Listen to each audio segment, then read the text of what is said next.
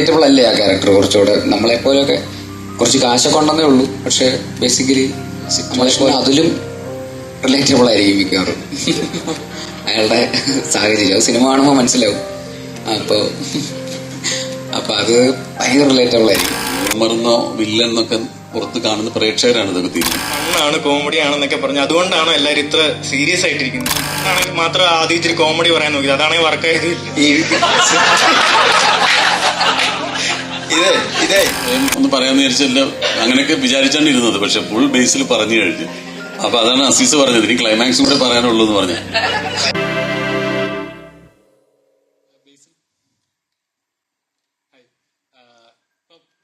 ഡയറക്ടറിനെ മലയാളി പ്രേക്ഷകർക്ക് എല്ലാവർക്കും അറിയാം. വേറൊരു വിഷണറി ഉള്ള അല്ലെങ്കിൽ ഇതുവരെ കണ്ടിട്ടില്ല, എല്ലാം എക്സ്പ്ലോർ ചെയ്യാൻ ആഗ്രഹിക്കുന്ന ഒരു ഡയറക്ടോറിയൽ വേർഷൻ നമ്മൾ കണ്ടിട്ടുണ്ട്. പക്ഷെ ഒരു ആക്ടർ ലെവലിലേക്ക് വരുമ്പോഴേക്കും നമ്മുടെ ഒരു ഹോമിലി ഒരു ആക്ടർ, അല്ലെങ്കിൽ നമുക്ക് പെട്ടെന്ന് കണ്ടാൽ ചിരിക്കാൻ നമ്മുടെ കൂട്ടത്തിൽ ഒരാളുടെ അങ്ങനത്തെ ഹോമിലി ക്യാരക്ടേഴ്സ് ആണ് കൂടുതൽ ചെയ്യുന്നത്. ഇതിലും അതുപോലെ തമാശ നിറഞ്ഞ I M A rich gentleman എന്നൊക്കെ പറയുന്ന ഡയലോഗ് ട്രെയിലറിൽ കണ്ടായിരുന്നു. അപ്പോൾ ഈ ക്യാരക്ടർ പേഴ്സണലി നമ്മളൊരു കഥാപാത്രം കേൾക്കുമ്പോൾ നമുക്കുണ്ടാകുന്ന ഒരു ഫീലിംഗ് ഉണ്ടല്ലോ, എത്രത്തോളം റിലേറ്റ് ചെയ്യാൻ പറ്റും? ഇല്ല, ക്യാരക്ടറിനെ കുറിച്ച് ഞാൻ ആദ്യം പറഞ്ഞ ഡിസ്ക്രിപ്ഷനൊക്കെ തന്നെയാണ്. നമുക്ക് ഞാൻ പറഞ്ഞതിൽ ഒരു റിലേറ്റ് ചെയ്യാൻ പറ്റുന്ന ഒരു റിലേറ്റബിൾ അല്ലേ ആ ക്യാരക്ടർ? കുറച്ചുകൂടെ നമ്മളെപ്പോലൊക്കെ കുറച്ച് കാശൊക്കെ ഉണ്ടെന്നേ ഉള്ളൂ, പക്ഷെ ബേസിക്കലി നമ്മളെപ്പോലൊക്കെ ഉള്ള വളരെ റെഗുലർ ആയിട്ടുള്ള ഒരാൾ തന്നെയാണ്. അയാളുടെ സിറ്റുവേഷൻ അതിലും റിലേറ്റബിൾ ആയിരിക്കും മിക്കവാറും അയാളുടെ സാഹചര്യം. അത് സിനിമ കാണുമ്പോൾ മനസ്സിലാവും. അപ്പൊ അത് ഭയങ്കര റിലേറ്റബിൾ ആയിരിക്കും. അപ്പൊ അതൊക്കെ കൂടെ വരുമ്പോഴാണ് ഇത് വീണ്ടും ആ ഒരു റെഗുലർ കൈ സിനിമ തന്നെയാണ്. പക്ഷെ അയാളുടെ സിറ്റുവേഷനിൽ നമ്മൾ എങ്ങനെ, ആ സിറ്റുവേഷൻസിൽ നമ്മൾ എങ്ങനെ ബിഹേവ് ചെയ്യുന്നു എന്നുള്ളതാണ് നമ്മളെ ഭയങ്കരമായിട്ട് ആക്ടർ എന്നുള്ള രീതിയിൽ പുഷ് ചെയ്യാൻ ഒരു സ്പേസ് എന്ന് പറയുന്നത്. അത് ആ സിറ്റുവേഷനിൽ എത്രമാത്രം പാനിക്കായിട്ടും ഈ പറയുന്ന പുള്ളി പുറത്ത് പറയാൻ പറ്റൂല പുള്ളിയുടെ പ്രശ്നം, പക്ഷെ ഇത് കൺവിൻസ് ചെയ്യണം, ആൾക്കാരെ കൺവിൻസ് ചെയ്ത് എങ്ങനെയെങ്കിലൊക്കെ ഇതിന് ഊരി പോരണം എന്ന് പറയുന്ന സാഹചര്യങ്ങളിൽ പുള്ളി എങ്ങനെ ബിഹേവ് ചെയ്യുന്നു എന്നുള്ളതാണ് ഇതിന്റെ എന്താ പറയുക, ആക്ടർ എന്നുള്ള രീതിയിൽ നമുക്കൊരു പെർഫോം ചെയ്യുമ്പോൾ ഉണ്ടാകുന്ന ഒരു വെല്ലുവിളി എന്നൊക്കെ പറയുന്നത്. അപ്പൊ അതിൻ്റെതായിട്ടുള്ള രസങ്ങളുണ്ടായിരുന്നു. അത് ഭയങ്കര ഇൻട്രസ്റ്റിംഗ് ആയിരുന്നു. മൊത്തത്തിൽ ഇതിന്റെ ഒരു ത്രൂ ഔട്ട് പ്രോസസ്സ്, ഈ പറയുന്ന സ്ക്രിപ്റ്റിൽ നമുക്ക് അതിനുള്ള കറക്റ്റായിട്ടുള്ള സെറ്റിംഗ് ഉണ്ട്, ഒരു സ്റ്റേജ് ഉണ്ടാക്കി വെച്ചിട്ടുണ്ട്. അപ്പോൾ അവിടെ നമ്മൾ എത്രമാത്രം മീറ്ററിൽ എത്ര അളവിൽ അത് ചെയ്യാന്നുള്ളതാണ് ആക്ടർ എന്നുള്ള രീതിയിൽ നമ്മൾ എക്സൈറ്റ് ചെയ്യിപ്പിച്ചിട്ടുള്ള കാര്യം. ഹ്യൂമർ ചെയ്യാന്നുള്ള സ്പേസിൽ നീ നേരത്തെ പറഞ്ഞ ഒരു കോമ്പിനേഷൻ ഇവരെല്ലാവരും ഉണ്ടല്ലോ, അപ്പൊ അതിന്റെ ഒരു എക്സൈറ്റ്മെന്റ് ഉണ്ടായിരുന്നു. ഈ ബേസിൽ സിദ്ദിഖ എന്ന് പറഞ്ഞ മലയാളികൾക്ക് എപ്പോഴും ഹ്യൂമർ റിലേറ്റ് ചെയ്യുന്ന കഥാപാത്രങ്ങൾ എപ്പോഴും മനസ്സിലുണ്ട്. ഇപ്പൊ റീസെന്റ് ആയിട്ടാണ് കുറച്ചുകൂടെ വില്ലൻ വേഷങ്ങളിൽ, അല്ലെ വില്ലൻ എന്ന ലെവലിലോട്ടൊക്കെ വന്നത്. ഈ സിനിമയിലും എങ്ങനെ നമുക്ക് മലയാളികൾക്ക് പ്രതീക്ഷിക്കാൻ ഒരു ഹ്യൂമർ എലമെന്റ് ഉള്ള ഒരു കഥാപാത്രമാണോ? താങ്കളുടെ പേരെന്താ? എന്റെ പേര് നിബിൻ. നിബിൻ മാത്രമാണ് ചോദ്യങ്ങൾ ചോദിക്കുന്നത്, മറ്റുള്ളവർക്ക് കൂടെ അവസരം കൊടുക്കണം കേട്ടോ. ഞാൻ ഹ്യൂമറായിട്ട് പറഞ്ഞു കണക്കാക്കാണ്ട് സീരിയസ് ആയിട്ട് പറഞ്ഞ, മറ്റുള്ളവർ ചോദ്യം ചോദിക്കാൻ ഒരു അവസരം കൊടുക്കണേ. തീർച്ചയായും ആ മൈക്ക് കുറച്ച് നേരത്തേക്ക് മറ്റുള്ളവരുടെ ഒന്ന് കൈമാറിക്കും, അല്ലെങ്കിൽ എന്താ അറിയാമോ, വേറെ അവർക്കൊക്കെ ചോദിക്കണമെന്നുണ്ടാവും. ഓക്കെ, എല്ലാരോടുമായിട്ട് ഒരു ക്വസ്റ്റ്യൻ. അല്ലല്ല, ഞാൻ ഇതിന്റെ ഉത്തരം പറഞ്ഞോട്ടെ. ഈ ഹ്യൂമറെന്നോ വില്ലെന്നൊക്കെ പുറത്ത് കാണുന്ന പ്രേക്ഷകരാണ് ഇതൊക്കെ തീരുമാനിക്കുക. നമ്മളെ സംബന്ധിച്ചിടത്തോളം ഒരു ആക്ടർക്ക് കിട്ടുന്ന കഥാപാത്രം ഒന്ന് മാത്രമേ സ്വീകരിക്കാറുള്ളൂ. ചിലർ ചോദിക്കും ഇങ്ങനെ വില്ലനായിട്ട് അഭിനയിക്കുന്നത്. വില്ലൊന്നൊന്നുമില്ല, നമ്മളെ വിചാരം നമ്മളാണ് നായകൻ. അപ്പുറത്തൊരാൾ നിൽക്കുന്നുണ്ടാവും, ചിലപ്പോൾ അയാളായിരിക്കും നായകൻ. ഒരു കഥാപാത്രത്തെ കിട്ടിക്കഴിഞ്ഞാൽ ആ കഥാപാത്രത്തെ ഏറ്റവും നന്നാക്കുക എന്നുള്ളത് മാത്രമേ ഉള്ളൂ ഓരോ ആക്ടറും ശ്രദ്ധിക്കുന്നത്. അല്ലാണ്ട് ഞാനിതിനകത്ത് ഹ്യൂമറാണ്, ഞാനിതിനകത്ത് വില്ലനാണ്, ഞാൻ നായകനാണ്, അങ്ങനെ ആരും ചിന്തിക്കാറില്ല. ഫണ്ണാണ്, കോമഡി ആണെന്നൊക്കെ പറഞ്ഞു. അതുകൊണ്ടാണോ എല്ലാവരും ഇത്ര സീരിയസ് ആയിട്ടിരിക്കുന്നത്? അതല്ല, ഉച്ചയ്ക്ക് ഭക്ഷണം കഴിച്ചിട്ട് നല്ല ഉറക്കം വരുന്നുണ്ട് എല്ലാവർക്കും. സീരിയസ്നെസ് അല്ല, എല്ലാം നല്ല ഉറക്കം തൂങ്ങുക. അതുകൊണ്ടാണ് ആർക്കും ഒരു സീരിയസ്നെസ് ഇല്ല. ബേസിലായിട്ടാണെങ്കിൽ മാത്രം ആദ്യം ഇച്ചിരി കോമഡി പറയാൻ നോക്കി, അതാണെങ്കിൽ വർക്കായതും ഇല്ല. ഇതേ നമ്മൾ ഈ സിനിമയിൽ അഭിനയിക്കുമ്പോ ഓപ്പോസിറ്റ് ആള് നന്നായിട്ട് പെർഫോം ചെയ്യുമ്പോ ഇപ്പുറത്തെ ആള് നന്നായിട്ട് ചെയ്യും. അപ്പൊ നിങ്ങളൊന്ന് ലൈവ് ആകുമ്പോ ഞങ്ങൾ ലൈവ് ആവും. ഇപ്പൊ താഴെ നിന്ന് ഭക്ഷണം കഴിച്ചു വന്നെ പറഞ്ഞ പോലെ കൊണ്ടോ മധുരമൊക്കെ അടിച്ച് കയറ്റി വരും. അതിന്റെ ഞാൻ തമാശ പറഞ്ഞിട്ട് നിങ്ങൾ റിയാക്ട് ചെയ്ത പോലും ഇല്ല, പിന്നെ എന്റെ മൂടങ്ങ് പോയി. ഇനിയിപ്പോ എന്ത് കോമഡി. എന്നാലും സിദ്ദിഖ് ആദ്യം ഇൻട്രൊഡക്ഷൻ പറഞ്ഞിരുന്നെങ്കിൽ എല്ലാ ആൾക്കാരും സ്വയം ഒന്ന് പറഞ്ഞിട്ട് പിന്നെ എല്ലാവർക്കും ചോദ്യങ്ങൾ ചോദിക്കാവുന്ന. ബേസിലേട്ടൻ ഇങ്ങനെ പറഞ്ഞു തുടങ്ങിയപ്പോ ഇവിടെ എല്ലാരും ഒന്ന് പറഞ്ഞു തുടങ്ങി, ഇതെന്ത് ഇനി സിനിമയുടെ കഥ മുഴുവൻ പറയുമെന്ന്. ആ തരത്തിൽ പുള്ളി വേറെ രീതിയിൽ സംസാരിച്ചു. ഇനി ആരും മറുപടി പറയാം. സിനിമയുടെ പേരെന്നാ? നുണക്കുഴി. പറഞ്ഞതെല്ലാം സത്യമാണെന്ന് നിങ്ങൾ കരുതുന്നുണ്ടോ? അതൊന്നും വിശ്വസിച്ച് നിങ്ങൾ തിയേറ്ററിലേക്ക് കാണാൻ പോകണ്ട. ഞാൻ മാത്രം ചോദിച്ചു കഴിഞ്ഞ് ഞാൻ മാത്രം ഇല്ല, അത് കുഴപ്പമില്ല. എല്ലാവരും സ്വയം ഒന്ന് പറയാമെന്ന് വിചാരിച്ചല്ല, അങ്ങനെയൊക്കെ വിചാരിച്ചാണ് ഇരുന്നത്. പക്ഷെ ഫുൾ ബേസിൽ പറഞ്ഞു കഴിഞ്ഞു. അപ്പൊ അതാണ് അസീസ് പറഞ്ഞത്, ഇനി ക്ലൈമാക്സും കൂടെ പറയാനുള്ളൂ എന്ന് പറഞ്ഞ. അപ്പൊ അതുകൊണ്ടാണ് നിങ്ങൾ ഓരോരുത്തർ ഒരു കാര്യം ചെയ്യാം, നമുക്ക് അസീസിൽ നിന്ന് തുടങ്ങാം, എന്നിട്ട് ഇങ്ങനെ പോവാം. അസീസ്. ക്ലൈമാക്സ് ഞാൻ 15-ാം തീയതി പറയാം. ഞാൻ എക്സൈറ്റ്മെന്റ് ആണ്. കാരണം എന്ന് പറഞ്ഞാൽ മിമിക്രി എന്നൊക്കെ വന്ന് മിമിക്രി എന്ന് വരുമ്പോൾ തന്നെ സിനിമയിൽ അഭിനയിക്കുക എന്നുള്ള ഒരു ആഗ്രഹമുണ്ട്. പക്ഷെ അതിലുപരി ജിത്തുസാറിനെ പോലത്തെ ഡയറക്ടറിന്റെ സിനിമയിലൊക്കെ ഒരു ക്യാരക്ടർ കിട്ടുക എന്നൊക്കെ പറഞ്ഞാൽ അതും ഭയങ്കര ഒരു ഭാഗ്യം തന്നെയാണ്. അതും നല്ലൊരു ക്യാരക്ടർ തന്നെയാണ് കിട്ടിയിട്ടുള്ളത്. സിനിമയെക്കുറിച്ചൊന്നും ഒരുപാടൊന്നും പറയാനില്ല. ഒരു ഫണ്ണ് എലമെന്റ് തന്നെയാണ്. കാരണം ഞാനൊക്കെ സത്യം പറഞ്ഞാൽ ഭയങ്കര പേടിച്ചാണ് ഞാൻ ലൊക്കേഷനിലൊക്കെ പോയത്. ജിത്തു സാറിനൊക്കെ പേടിച്ചാണ് പോയത്. പക്ഷെ സാറെന്ന് പറഞ്ഞാൽ ഭയങ്കര കൂളായിരുന്നു.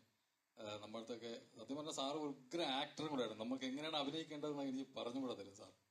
അപ്പൊ എന്തായാലും വേണ്ടേ?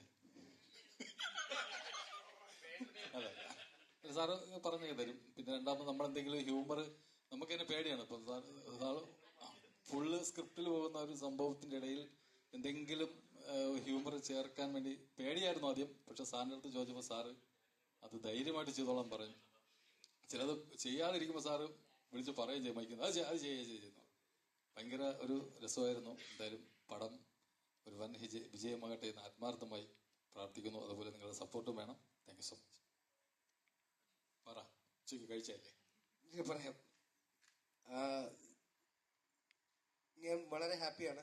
കുറേ നാള് അവസരം ചോദിച്ച് കിട്ടിയ സിനിമയാണ്. ഇതേപോലെ മുന്നേ അവസരം ചോദിച്ചൊരു സിനിമ കിട്ടി. പ്രിയൻ സാർ, ലാൽ സാർ ഒപ്പം കാത്തൊരു കോമഡി പടം പ്രിയൻ സാർ, ലാൽ സാർ കോമ്പിനേഷൻ ചെയ്യാന്ന് വെച്ചപ്പോൾ ത്രില്ലറായി പോയി. അങ്ങനെ കാത്ത് ജിത്തു സാറിന്റെ പടം ഒരു ത്രില്ലർ ചെയ്യാന്ന് വെച്ചപ്പോൾ അത് കോമഡി ആയിപ്പോയി. പക്ഷേ ഐ ആം വെരി ഹാപ്പി. ഈ കോമഡിയിൽ എനിക്കൊരു സ്പേസ് കിട്ടിയതിലും അത് തീർച്ചയായിട്ടും അദ്ദേഹം വളരെ കാൽക്കുലേറ്റീവാണ്. പ്രേക്ഷകർക്ക് ഒരു എന്റർടൈൻമെന്റ് കോഷ്യന്റ് മനസ്സിൽ കണ്ടുകൊണ്ടാണ് സിനിമകൾ ഒരുക്കുന്നത്. ഈ പ്രാവശ്യവും അങ്ങനെ തന്നെ ആവും എന്നുള്ള ഞങ്ങളുടെ പ്രതീക്ഷ നിലനിൽക്കട്ടെ. Thank you. ജിത്തു ജോസഫ് എന്ന് പറയുമ്പോൾ ത്രില്ലർ എന്ന് പറയുന്നത് ഇപ്പൊ ഇത്രയും പേര് പറഞ്ഞപ്പോഴും എല്ലാവരും പറയുന്നു ജിത്തു ജോസഫ് എന്ന് പറയുന്ന ത്രില്ലർ പടത്തിലായിരിക്കും എന്നൊരു പ്രതീക്ഷ ഉണ്ടായിരുന്നു. ആ ഒരു ടൈറ്റിൽ മാറ്റാൻ വേണ്ടി ഒരു ഇതാണ് ഇപ്പൊ മൈബോസിന് ശേഷം ചെയ്യുന്ന ഒരു കോമഡി പടം എന്നൊരു ലെവലിലേക്ക്? അല്ല, ഞാൻ അങ്ങനെ മനഃപൂർവ്വം അതിനു വേണ്ടി മാറ്റാൻ വേണ്ടിയിട്ട് ചെയ്യുന്നൊന്നുമല്ല. ഞാൻ ഇതിനു മുമ്പ് മൈ ബോസ് ചെയ്തിട്ടുണ്ട്. ഫീൽ ഗുഡായിട്ട് മമ്മി ആൻഡ് മീ എന്നൊരു സിനിമ ചെയ്തിട്ടുണ്ട്. ലൈഫ് ഓഫ് ജോസൂട്ടി എന്ന് പറയുന്ന സിനിമ ചെയ്തിട്ടുണ്ട്. അപ്പം ഇപ്പൊ ഒരു ടോട്ടലി വേറൊരു ത്രില്ലർ അല്ലാതെ ഒരു ഇമോഷണൽ കോർട്ട് റൂം ഡ്രാമ ചെയ്തു. ഇതിനൊക്കെ മുമ്പ് ഈ കൃഷ്ണകുമാർ ഇങ്ങനെ പല കഥകൾ പറയുന്ന കൂട്ടത്തിൽ എന്നോട് പറഞ്ഞ ഒരു കഥയായത്. അപ്പൊ അതിന്റെ സ്ക്രിപ്റ്റ് റെഡി ആയിട്ട് വന്നു. സ്വാഭാവികമായിട്ടും എന്നെ അത് അട്രാക്ട് ചെയ്യാനുള്ള മെയിൻ കാരണം അതൊരു ഹ്യൂമർ ബേസ്ഡ് ഫൺ സിനിമയായത് തന്നെയാണ്. അതിനകത്ത് അതിന്റെ എലമെന്റ്സ് നല്ലതാണ്. അതിന്റെ ഒരു ട്രാക്ക് കേട്ടപ്പോൾ ഭയങ്കര ഇൻട്രസ്റ്റിംഗ് ആയിട്ട് തോന്നി. പിന്നെ ഇപ്പൊ ആർട്ടിസ്റ്റിന് എല്ലാവർക്കും എപ്പോഴും ഡിഫറെന്റ് ക്യാരക്ടേഴ്സ് കിട്ടണം എന്നാഗ്രഹിക്കുന്ന പോലെ ആസ് എ ഫിലിം മേക്കർ ഞാനൊരു സ്റ്റോറി ടെല്ലറായിട്ടാണ് ഞാൻ എപ്പോഴും വ്യത്യസ്തമായ കഥകൾ ചെയ്യണം എന്നുള്ളൊരു ആഗ്രഹം എപ്പോഴും ഉണ്ട് മനസ്സിൽ. അപ്പൊ സ്വാഭാവികമായിട്ടും അതിന്റെ ഒരു ഡ്രൈവ് അത് തന്നെയാണ്. പക്ഷെ ബോധപൂർവം ഈ സമയത്ത് അത് കൊണ്ടേ പ്ലേസ് ചെയ്യാം അങ്ങനെയൊന്നും ഉദ്ദേശിച്ചില്ല. അതങ്ങ് ഒരു ഒത്തു വന്നേ ഉള്ളൂ. സാർ ഒരിക്കൽ നമ്മുടെ ലെവൽ ക്രോസിന്റെ പ്രസ് മീറ്റില് ആസിഫിൻ എന്ന ആക്ടറിനെ ഒരു വൺ വേർഡിൽ ഇങ്ങനെ പ്രസന്റ് ചെയ്യുന്ന ചോദിച്ചപ്പോൾ ഒരു ഡെയറിങ് ആക്ടർ എന്ന് പറഞ്ഞു.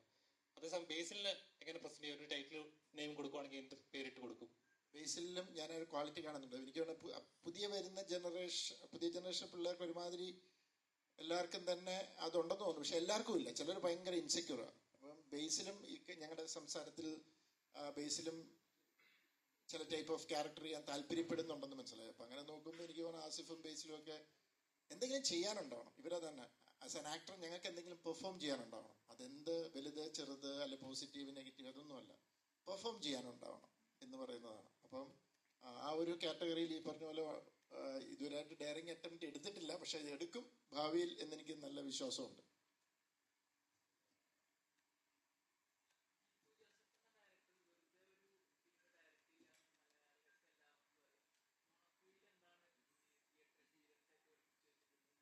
ഇത് തന്നെ ചിരി. അതിനാണ് ഞങ്ങളുടെ ശ്രമം. ആൾക്കാരെ ചിരിപ്പിക്കാൻ ശ്രമിക്കുക. അതാണ് കാരണം. അപ്പം ആ ഒരു ബേസിക്കലി സിനിമയെല്ലാം എൻ്റർടൈൻ ചെയ്യണം. അത് പല രീതിയിൽ എൻ്റർടൈൻ ചെയ്യാം. നമുക്ക് ത്രില്ലർ സിനിമകളിലൂടെ എൻ്റർടൈൻ ചെയ്യാം, ഹൊറർ സിനിമകളിലൂടെ എൻ്റർടൈൻ ചെയ്യാം. പക്ഷെ ചിരിപ്പിക്കുക എന്ന് പറയുന്നൊരു സാധനമുണ്ടല്ലോ. അപ്പം അത് തന്നെയാണ് നിങ്ങൾ തിയേറ്ററിൽ ഇരിക്കുമ്പോൾ നിങ്ങളെ ചിരിപ്പിക്കാനുള്ള ശ്രമമാണ് ഞങ്ങളുടെ ശ്രമമാണ് നുണക്കുഴി. അത് എന്താ പറയുക, അത് ഇതായോ എന്ന് എന്താ പറയുക, അത് ഫുൾഫിൽഡ് ആയോ എന്നുള്ളത് തീരുമാനിക്കേണ്ടത് നിങ്ങളുടെ റെസ്പോൺസ് വരുമ്പോഴേ ഞങ്ങൾക്ക് ഇതിന് ഒരു ഇത് കിട്ടുള്ളൂ. ഇപ്പം ഞങ്ങൾക്കെല്ലാവരും കോൺഫിഡൻ്റ് ആണ്, ഞങ്ങളെല്ലാവരും സാറ്റിസ്ഫൈഡ് ആണ്. പക്ഷേ പ്രേക്ഷകരാണ് വിധികർത്താക്കൾ, അവരാണ് തീരുമാനിക്കേണ്ടത്. കോമഡി എൻ്റർടൈനർ അതാണ്.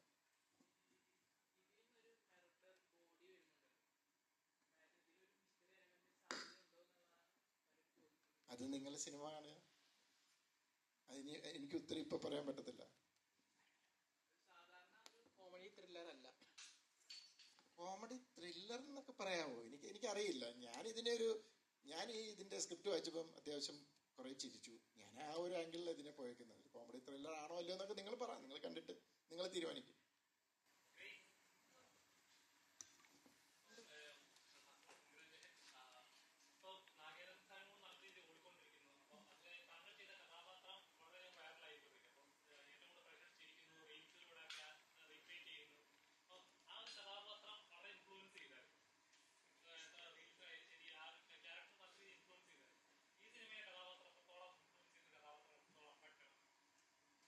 ഇത് ആക്ച്വലി ഞാൻ പറഞ്ഞ പോലെ ആദ്യം സാറിൻ്റെ തമാശ പടമാണെന്ന് വിചാരിച്ചപ്പം കേട്ടപ്പോൾ ഞാൻ വിചാരിച്ചത് എൻ്റെ ക്യാരക്ടർ നല്ല കോമഡി ഭയങ്കരമായിട്ട് കോമഡി ചെയ്യുന്ന ഒരു ക്യാരക്ടറാണെന്നാണ് വിചാരിച്ചത്.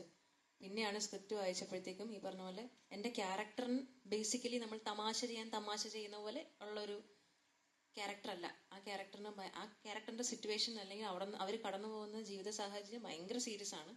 പക്ഷേ എനിക്ക് കൂടുതൽ കോമ്പിനേഷൻസ് വരുന്നത് ഈ എബി സക്കറിയ എന്ന് പറയുന്ന ഒരു ക്യാരക്ടറുമായിട്ടാണ്. ഇയാളുടെ ഈ ബേസിൽ പറഞ്ഞ പോലെ ക്യാരക്ടർ മനസ്സിലായിരുന്നല്ലോ, കുറച്ച് മണ്ടത്തരങ്ങളും കുറച്ച് പക്വതയില്ലായ്മയും ഒക്കെ ഉണ്ട്.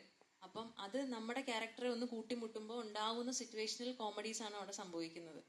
അപ്പം അങ്ങനെ ചോദിക്കുകയാണെന്നുണ്ടെങ്കിൽ ഭയങ്കര രസമായിട്ടാണ് പരിപാടി വർക്കായേക്കണേ. കാരണം ഇത് എപ്പോഴും തമാശ ചെയ്യുമ്പോൾ നമുക്ക് എപ്പോഴും ഒറ്റയ്ക്ക് നിന്ന് സ്കോർ ചെയ്യാനായിട്ട് പറ്റില്ല.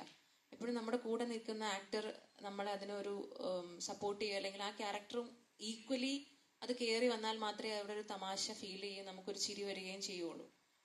അങ്ങനെ നോക്കുമ്പോൾ എനിക്ക് കിട്ടിയിരുന്ന കോ ആക്ടേഴ്സ് എല്ലാവരും അതിൻ്റെ അപ്പുറം, നമ്മൾ പ്രതീക്ഷേൻ്റെ അപ്പുറം തമാശ കൊടുക്കുന്ന ആൾക്കാരാണ്.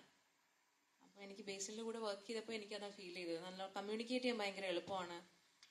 നമുക്ക് എന്തെങ്കിലും ഒരു സജഷൻ ചോദിക്കാൻ ഫ്രീ ആയിട്ട് നമുക്ക് ചോദിക്കാൻ പറ്റും. അതിൻ്റെ ഇടയിൽ ഒരു ഈഗോ ഇല്ല. എന്തെങ്കിലും സംശയം ചോദിച്ചു കഴിഞ്ഞാൽ പറഞ്ഞു തരാനും നമുക്ക് തോന്നുന്ന സജഷൻസ് പറയാനും നമുക്കൊരു സ്പേസ് ഉണ്ട്.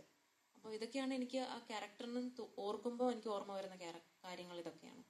ആക്ടറിനോടാ ചോദ്യം. അതായത് ഇപ്പം ഈ പറഞ്ഞ റെഗുലർ പേഴ്സൺ അല്ലെ റെഗുലർ ക്യാരക്ടർ എന്നുള്ളത് അത് ബ്രേക്ക് ചെയ്യാനായിട്ട് എപ്പോഴെങ്കിലും നോക്കാറോ? അതുപോലത്തെ കഥാപാത്രങ്ങൾ വരാത്തോണ്ടാണോ? അതുപോലത്തെ ക്യാരക്ടേഴ്സ് വരാത്തതുകൊണ്ടാണ് ഫസ്റ്റ് ഓഫ് ഓൾ.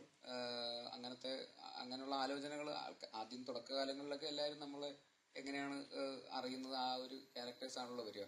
പക്ഷെ ഗോയിങ് ഫോർവേഡ് വേറെ സിനിമകൾ ഇങ്ങനെ നമുക്ക് ഇത് കഴിഞ്ഞ് പുതിയ ഫിലിം മേക്കേഴ്സ് ചിലപ്പോൾ വേറെ രീതിയിൽ ആലോചിച്ച് തുടങ്ങുമ്പോൾ അങ്ങനത്തെ ക്യാരക്ടേഴ്സ് വരും എന്നാണ് ഞാൻ വിശ്വസിക്കുന്നത്. അപ്പോൾ അത്രയും നമ്മൾ സക്സസ്ഫുൾ ആയിട്ടും റെലവൻ്റ് ആയിട്ടും നിൽക്കുമ്പോഴാണ് അങ്ങനെയുള്ള ആൾക്കാരും അങ്ങനെയുള്ള കഥകളും വരിക. അപ്പോൾ അതിനു വേണ്ടിയിട്ട് വെയിറ്റ് ചെയ്യുന്നു. നല്ല സിനിമയുടെ ഭാഗമാവുന്നുള്ളത് തന്നെയാണ് അതിൻ്റെ ഫസ്റ്റ് പ്രയോറിറ്റി. അപ്പോൾ ഇനി വരാനിരിക്കുന്ന കുറച്ച് സിനിമകളിൽ കംപ്ലീറ്റ്ലി ഡിഫറെൻറ്റ് ഷെയ്ഡിലുള്ള 1-2 ക്യാരക്ടേഴ്സ് ചെയ്തിട്ടുണ്ട്. അപ്പോൾ അത് ബ്രേക്ക് ചെയ്യാൻ പറ്റുമെന്നാണ് ഞാൻ വിശ്വസിക്കുന്നത്.